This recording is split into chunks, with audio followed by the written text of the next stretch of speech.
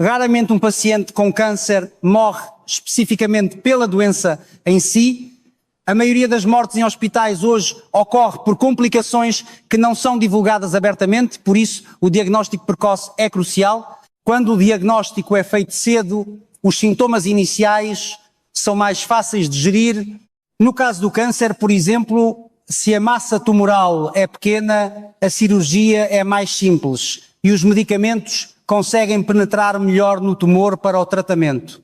À medida que o tumor cresce, torna-se difícil para os remédios atingirem o centro, agindo apenas na superfície. No núcleo do tumor não há apenas células cancerígenas, mas uma mistura complexa de inflamação e necrose que gera células resistentes aos medicamentos.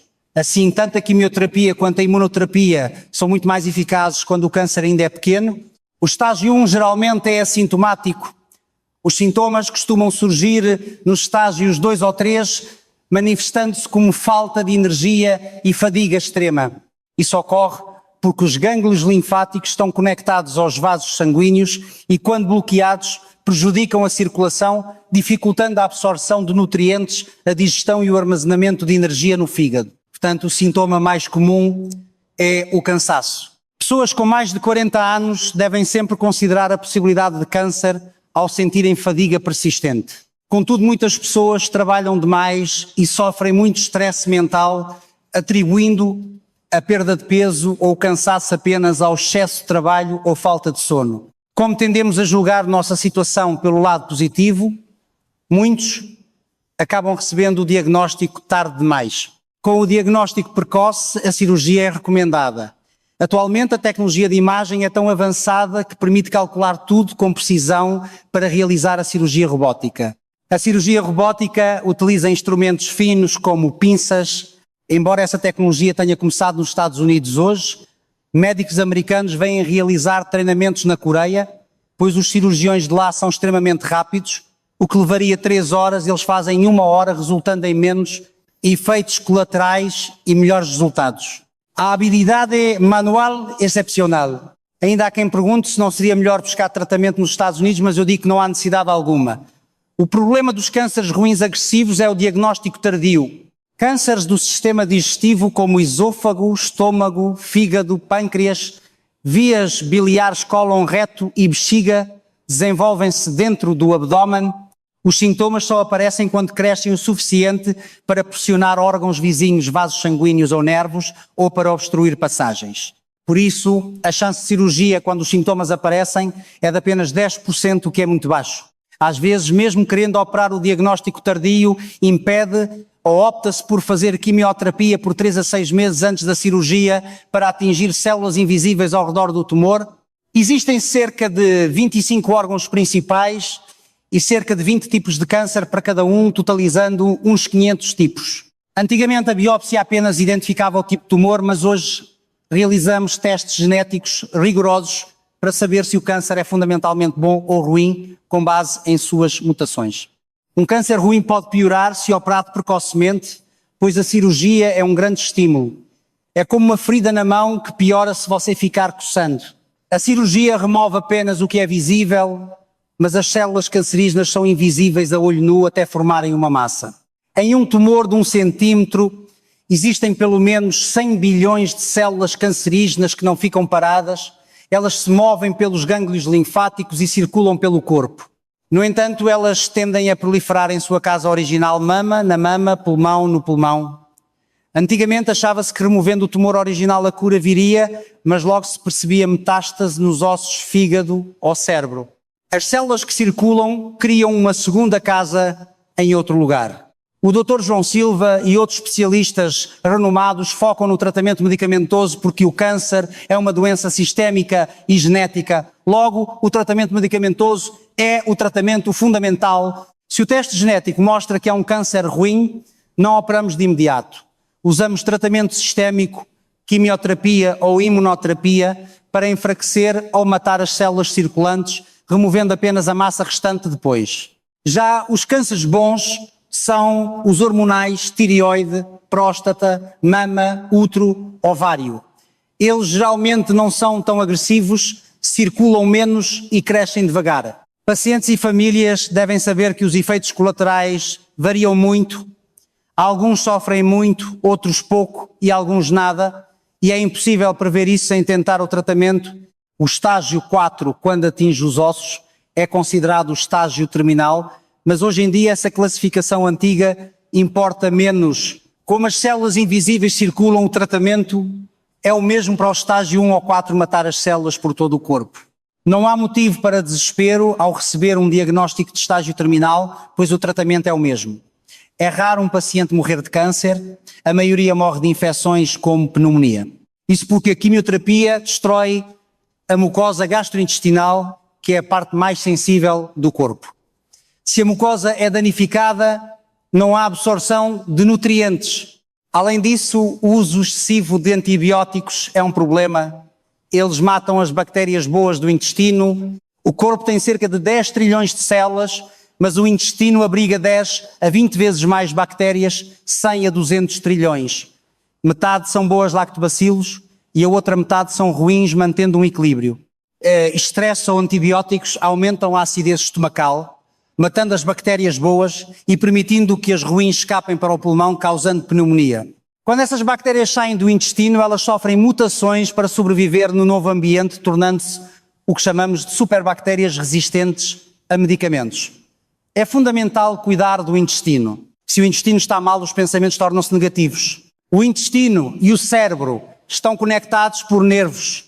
A serotonina, essencial para as conexões cerebrais, é produzida no intestino. A quimioterapia pode danificar células cerebrais, alterando a personalidade do paciente, que pode se tornar infantil.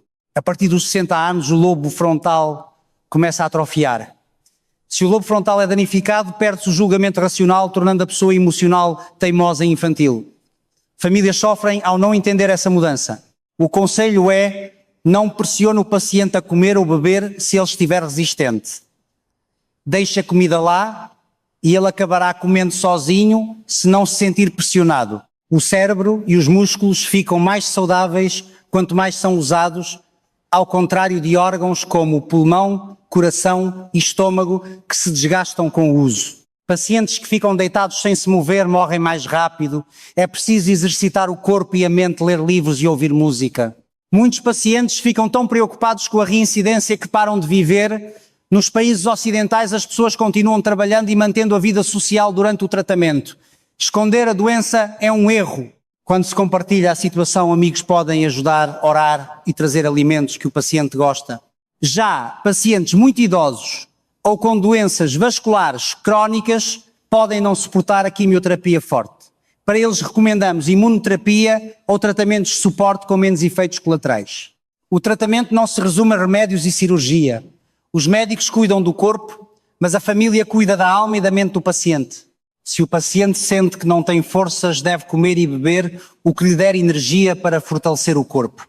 Muitos hospitais internacionais agora integram terapias complementares à medicina ocidental, reconhecendo que medicamentos químicos têm limites. Chás que ajudam no sistema gastrointestinal e combatem náuseas são recomendados. Alimentos como cogumelos e ginseng podem ser encorajados para manter a força física. Para o tratamento ser bem sucedido, o paciente precisa de resistência. Pessoas saudáveis devem ter uma dieta saudável, mas pacientes precisam de uma dieta nutritiva. Frutas como morangos, mirtilos, blueberries e amoras são ricas em hidrogênio, que ajuda a neutralizar o oxigênio instável que danifica o DNA. Substâncias extraídas de algas marinhas como o fucoidan e o polifenol presente na alga Eclonia cava ajudam a prevenir inflamações e o câncer. No ano passado, a Universidade de Seul realizou testes clínicos confirmando bons resultados sem efeitos colaterais. Para manter a proteína, ovos cozidos são excelentes.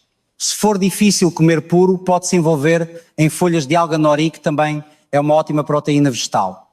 Batatas cozidas e tofu também podem ser consumidos assim. A proteína é como os tijolos de uma casa. Para a casa não cair, os tijolos precisam ser fortes. Gorduras saturadas são ruins, mas gorduras insaturadas, como o azeite de oliva, são essenciais. O azeite de oliva ajuda a evitar o colesterol de baixa densidade LDL que entope as artérias. Se os vasos sanguíneos entopem em 70%, surgem trombos que causam infarto ou AVC. Evite alimentos como barriga de porco panceta após os 40 anos, pois as enzimas que processam gorduras diminuem. Carboidratos brancos, arroz branco, farinha de trigo, agem como açúcar puro e podem causar diabetes. Prefira arroz integral ou farinha de trigo sarraceno. Alimentos saborosos geralmente são doces e gordurosos, o que é prejudicial. Prevenir o câncer significa evitar esse excesso e combater a inflamação crónica. Contudo, uma vez diagnosticado, o foco muda para a nutrição para reconstruir tecidos. Carnes vermelhas podem tornar o corpo ácido. Prefira carne de pato ou cabrito, que são mais alcalinas e têm gorduras menos prejudiciais. O consumo excessivo de carne sem fibras causa constipação, o que aumenta a pressão no cólon e gera pólipos que podem virar câncer. Sempre coma muitos vegetais fibras com a carne e mastigue bem. Caldos de carne sem gordura ou peixes ricos em ômega 3 são excelentes opções como na dieta mediterrânea. Não se limite a comer apenas vegetais. O corpo precisa de uma dieta equilibrada para ter a alegria de viver. O equilíbrio é a chave. Lembro-me de amigos de infância que cresceram no campo caminhando longas distâncias. Hoje, aos 80 anos, são muito saudáveis. Eu mesmo jogo golfe e prefiro caminhar os 18 buracos a usar o carrinho. O segredo deles era a comida fermentada como sopa de pasta de soja e vegetais e a atividade física constante. O stress é o maior inimigo, pois destrói o equilíbrio do oxigênio e cria radicais livres que danificam o DNA. Na Califórnia, as pessoas vivem mais porque caminham descalças na areia, o que ajuda a neutralizar esses radicais livres através do contato com os íons da terra. A vitamina C também ajuda como antioxidante. Embora não seja uma cura milagrosa, é um suporte importante. A dose diária recomendada é de cerca de 1000 mg a um comprimido. Megadoses podem ser perigosas e tornar o corpo ácido, por isso devem ser feitas com supervisão médica e exames de sangue. Até a imunidade em excesso pode ser ruim, causando doenças autoimunes como alguns tipos de câncer de tireoide, especialmente em mulheres. Outro suporte é a termoterapia. Células cancerígenas têm dificuldade de sobreviver a 42 graus Celsius. Equipamentos modernos conseguem manter essa temperatura com precisão, melhorando o fluxo sanguíneo e a oxigenação, o que torna a quimioterapia e a radioterapia mais eficazes. Cerca de 15% dos cânceres são hereditários, os outros 85% vêm do estilo de vida e ambiente. Conheça o histórico médico de seus pais. Evite poeira fina e ambientes poluídos.